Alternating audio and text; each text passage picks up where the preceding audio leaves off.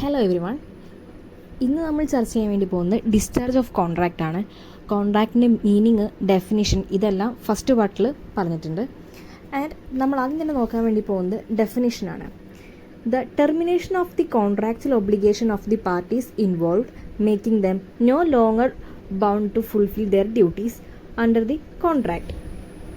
Discharge of a contract എന്ന് പറയുന്നത് ഒരു പാർട്ടീസ് അവരുടെ ഒബ്ലിഗേഷൻസ് പെർഫോം ചെയ്യുന്നതിൽ ഫെയിൽ ആവുകയാണെന്നുണ്ടെങ്കിൽ ആ ഒരു എഗ്രിമെൻറ്റ് അതിൻ്റെ എൻഡിലേക്ക് എത്തും. ഇത് നടക്കുന്നത് പലതരത്തിൽ നടക്കുന്നുണ്ട്. By performance and mutual agreement, impossibility, lapse of time, operation of law or breach of contract. ഇങ്ങനെ പലതരത്തിലാണ് നടക്കുന്നത്. ഫസ്റ്റ് വൺ എന്ന് പറയുന്നത് by breach of contract. When one or more parties do not perform their obligations. ഒരു കോൺട്രാക്റ്റിലെ ഒന്നോ അതിലധികമോ parties അവരുടെ ഒബ്ലിഗേഷൻസ് പെർഫോം ചെയ്യുന്നില്ല എന്നുണ്ടെങ്കിൽ അത് ബ്രീച്ച് ഓഫ് കോൺട്രാക്റ്റ് ആവും. അതുപോലെ ഇതിൽ അഗ്രീഡ് പാർട്ടിക്ക് വേണമെങ്കിൽ റെമഡീസ് ക്ലെയിം ചെയ്യാൻ വേണ്ടി സാധിക്കും. എക്സാമ്പിളായിട്ട് വിജയം വേണുവിന് 100 ചാക്ക് അരി കൊടുക്കാമെന്ന് പറയുന്നത്, പക്ഷേ ആ ഒരു സ്പെസിഫിക് ഡേറ്റിന് സമയത്ത് ഡെലിവറി ചെയ്യാൻ വേണ്ടി സാധിച്ചില്ല. അപ്പോൾ അവിടെ ബ്രീച്ച് ഓഫ് കോൺട്രാക്റ്റ് ആണ് നടക്കുന്നത്. ആ ഒരു കോൺട്രാക്റ്റ് ഡിസ്ചാർജ് ആയിപ്പോവും. ആൻഡ് സെക്കൻഡ് വൺ എന്ന് പറയുന്നത് ബൈ ഇമ്പോസിബിലിറ്റി ഓഫ് പെർഫോമൻസ് ആണ്. If the performance of the contract becomes impossible due to unforeseen events or circumstances beyond the control of the parties.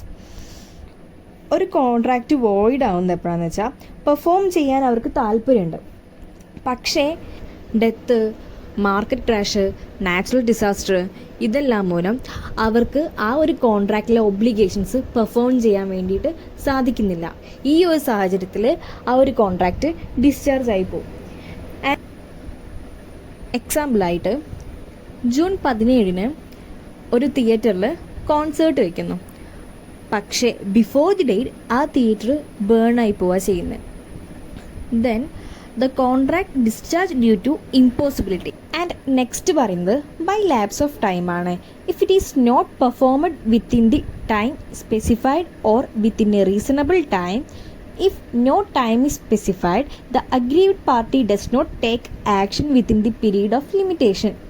ഒരു കോൺട്രാക്റ്റിലെ സ്പെസിഫിക് ടൈമിനുള്ളിൽ അവർക്ക് അവരുടെ ഒബ്ലിഗേഷൻസ് പെർഫോം ചെയ്യാൻ സാധിക്കാതെ വരികയും ആ ഒരു ലിമിറ്റേഷനുള്ളിൽ അഗ്രീവ്ഡ് പാർട്ടി ഒരു ആക്ഷൻസ് എടുക്കാതെ വരികയാണെന്നുണ്ടെങ്കിൽ അത് ഡിസ്ചാർജ് ഓഫ് കോൺട്രാക്റ്റിലേക്ക് എത്തിക്കും. ലിമിറ്റേഷൻ ആക്ട് 1963 ഇത് പറയുന്നത്.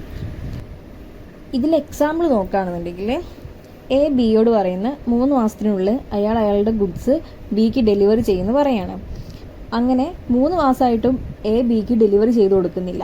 അയാൾ അതിലെ ഒബ്ലിഗേഷൻസ് ഫെയിലാവുന്നു. ആ ലിമിറ്റേഷൻ പീരീഡിനുള്ളിൽ ബി ഒരു ആക്ഷൻ എടുക്കുന്നില്ല എന്നുണ്ടെങ്കിൽ അത് ഡിസ്ചാർജ് ഓഫ് കോൺട്രാക്റ്റിലേക്ക് എത്തിക്കും. And fourth one is by agreement or consent. Mutual agreement of all parties to terminate it.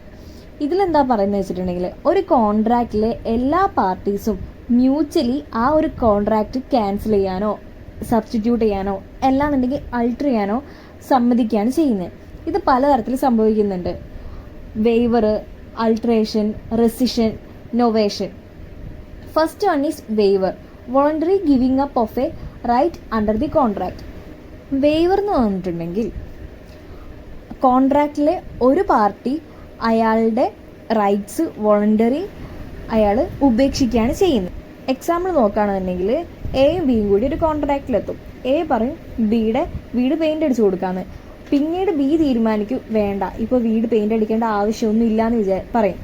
And B എനോട് പറയും നീ പെയിൻ്റ് അടിക്കേണ്ട, ഇപ്പോൾ വീട് പെയിൻ്റ് അടിക്കേണ്ട ആവശ്യമില്ല, നീ ജോലി ചെയ്യേണ്ട ആവശ്യമില്ല എന്ന് പറയും. അങ്ങനെ അവിടെ ഡിസ്ചാർജ് ഓഫ് കോൺട്രാക്റ്റ് ആണ് സംഭവിക്കുന്നത്. ആൻഡ് നെക്സ്റ്റ് പറയുന്നത് അൾട്രേഷനാണ്. അൾട്രേഷൻ എന്ന് പറഞ്ഞിട്ടുണ്ടെങ്കിൽ the details of a contract are changed either partially or entirely with the agreement of both parties. Alteration എന്ന് പറയുന്നത് ഒരു കോൺട്രാക്റ്റിലെ പാർട്ടീസ് എല്ലാവരും മ്യൂച്വലായിട്ട് തീരുമാനം എടുക്കുകയാണ്. അതിലെ ടേംസ് പാർഷ്യലിയോ അല്ലാന്നുണ്ടെങ്കിൽ കംപ്ലീറ്റ്ലിയോ ചേഞ്ച് ചെയ്യാൻ വേണ്ടിയിട്ട്.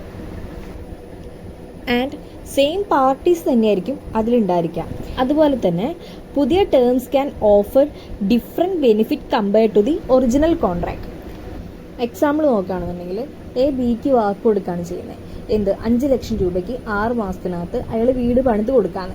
ആൻഡ് എയും ബിയും കൂടി പിന്നീട് ആ കോൺട്രാക്റ്റിൽ ചേഞ്ചസ് വരുത്തുന്നു. എങ്ങനെയാണെന്ന് വെച്ചിട്ടുണ്ടെങ്കിൽ ആദ്യം 5 ലക്ഷം രൂപയ്ക്ക് 6 മാസത്തിനാണെന്നുണ്ടെങ്കിൽ പിന്നീട് അവർ 6 ലക്ഷം രൂപയ്ക്ക് 8 മാസത്തിന് വീട് പണിത് കൊടുക്കാമെന്ന് പറഞ്ഞിട്ട് അങ്ങനെ കോൺട്രാക്റ്റിലെ ചില ടേംസ് ചേഞ്ചസ് വരുത്തുന്നു. ഇതാണ് ആൾട്ടറേഷൻ എന്ന് പറയുന്നത്. ആൻഡ് നെക്സ്റ്റ് പറയുന്നത് റെസിഷനാണ്. Both parties mutually agree to modify certain rules and regulations within the contract either the complete or partial cancellation of all terms. Rescission എന്ന് പറഞ്ഞിട്ടുണ്ടെങ്കിൽ കോൺട്രാക്റ്റിലെ പാർട്ടീസ് മ്യൂച്വലി എഗ്രി ചെയ്യാണ് എന്തിന്, ആ കോൺട്രാക്റ്റിലെ ടേംസ് പാർഷ്യലിയോ അല്ലെങ്കിൽ കംപ്ലീറ്റ്ലിയോ ക്യാൻസൽ ചെയ്യാൻ വേണ്ടിയിട്ട്. എക്സാമ്പിളായിട്ട് പറയുകയാണെന്നുണ്ടെങ്കിൽ എ ബിക്ക് വീട് വിൽക്കാമെന്ന് പറഞ്ഞ് വാക്ക് കൊടുക്കുന്നു. പക്ഷേ ട്രാൻസാക്ഷൻ നടക്കുന്നതിന് മുന്നേ തന്നെ അവർ രണ്ടുപേരും കൂടി തീരുമാനിക്കുകയാണ് വേണ്ട, വിൽക്കണ്ട, അയാളത് ബി വാങ്ങിക്കുന്നില്ല എന്ന് തീരുമാനിക്കുന്നു. ഇത് ഡിസ്ചാർജ് ഓഫ് കോൺട്രാക്റ്റിലേക്ക് എത്തിക്കുന്നു. ആൻഡ് നെക്സ്റ്റ് പറയുന്നത് നൊവേഷനാണ്. നൊവേഷൻ എന്ന് പറഞ്ഞിട്ടുണ്ടെങ്കിൽ substitution of the existing contract with new one either with the same parties or with the new parties. Novation എന്ന് പറയുന്നത് ആ ഒരു കോൺട്രാക്റ്റിൽ സെയിം പാർട്ടീസോ അല്ലെങ്കിൽ ന്യൂ പാർട്ടീസോ വെച്ചിട്ട് എക്സിസ്റ്റിംഗ് കോൺട്രാക്റ്റിന് പകരം പുതിയൊരു കോൺട്രാക്റ്റ് വെക്കുന്നു. ഇതാണ് നൊവേഷൻ എന്ന് പറയുന്നത്. എക്സാമ്പിളായിട്ട് എ ബിക്ക് 10,000 രൂപ കൊടുക്കാനുണ്ട്. ആൻഡ് സി പിന്നെ പറയാണ് എ ബിക്ക് കൊടുക്കാനുള്ള 10,000 രൂപ സി തരാമെന്ന്. ആൻഡ് പുതിയൊരു കോൺട്രാക്റ്റ് അവിടെ ബിയും സിയും തമ്മിൽ മെയ്ഡാണ് ചെയ്യുന്നത്. ആൻഡ് ലാസ്റ്റ് വൺ പറയുന്നത് ബൈ പെർഫോമൻസ് ആണ്. Both parties fulfil their obligations. By performance എന്ന് പറഞ്ഞിട്ടുണ്ടെങ്കിൽ ആ കോൺട്രാക്റ്റിലെ പാർട്ടീസ് അവരുടെ ഒബ്ലിഗേഷൻസ് ഫുൾഫിൽ ചെയ്തിട്ടുണ്ടെങ്കിൽ ആ ഒരു കോൺട്രാക്റ്റ് സ്വാഭാവികമായിട്ടും എന്തായിപ്പോവും, ഡിസ്ചാർജ് ഓഫ് കോൺട്രാക്റ്റ് ആയി പോവും. എക്സാമ്പിളായിട്ട് പറയുകയാണെന്നുണ്ടെങ്കിൽ എ ബിയോട് പറയാണ് അയാളുടെ കാറ് 2 ലക്ഷം രൂപയ്ക്ക് വിൽക്കുകയാണെന്നുണ്ട്. ബി പറയുന്നു ഓക്കെ ഞാൻ വാങ്ങിക്കാം, 2 ലക്ഷം രൂപ ഞാൻ തരാമെന്ന് പറയുന്നു. അങ്ങനെ ആ സ്പെസിഫിക് ഡേറ്റിനുള്ളിൽ എ കാറ് ഡെലിവറി ചെയ്യുകയും അതുപോലെ തന്നെ ബി ട്രാൻസാക്ഷൻ നടത്തുകയും ചെയ്യുന്നു. ഇത് ഡിസ്ചാർജ് ഓഫ് കോൺട്രാക്റ്റിലേക്ക് എത്തിക്കും. ആൻഡ് ഇതുവരെ നമ്മൾ പറഞ്ഞത് 5 പോയിന്റ്സ് ആണ് പറഞ്ഞിട്ടുള്ളത്. By breach of contract, by impossibility of performance and lapse of time, agreement or consent and by performance. ഇത്രയാണ് ഡിസ്ചാർജ് ഓഫ് കോൺട്രാക്റ്റിലേക്ക് എത്തിക്കുന്നത്.